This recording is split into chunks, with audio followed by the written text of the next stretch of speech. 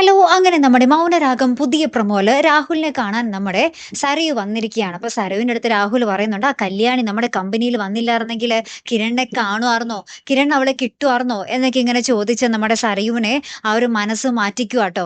പിന്നീട് നമുക്ക് കാണുവാൻ സാധിക്കുന്നതെന്ന് വെച്ചാല് നമ്മുടെ ദിലീപിന്റെയും ആ ഒരു കാർത്തികയുടെയും വീട്ടില് അമ്മ നമ്മുടെ ദിലീപിന്റെ അമ്മ കാർത്തികയുടെ കയ്യില് പാല് കൊടുത്തു വിട്ടിട്ട്, "നിങ്ങള് ജീവിതം തുടങ്ങ് മക്കളെ. ഒരു നാൾ ഞാൻ ഈ കല്യാണത്തെ എതിർത്തിരുന്നു. അതിന് എന്നോട് ദേഷ്യമുണ്ടോ? ഇപ്പൊ പക്ഷെ ഞാൻ നിങ്ങൾക്ക് ഫുൾ സപ്പോർട്ടാണ്. എന്ത് വന്നാലും ഞാൻ നിങ്ങൾക്കൊപ്പം ഉണ്ടാകും എന്നൊക്കെ പറഞ്ഞിട്ട് നമ്മുടെ കാർത്തികയ്ക്ക് പാല് കൊടുത്തിട്ട് നമ്മുടെ ദിലീപിന്റെ മുറിയിലേക്ക് വിടുന്നുണ്ട്. അവരങ്ങനെ ആ ഒരു ജീവിതം തുടങ്ങുന്ന നിമിഷങ്ങളും നമുക്ക് ഇന്നത്തെ പ്രൊമോയിൽ കാണുവാൻ സാധിക്കുന്നുണ്ടേ.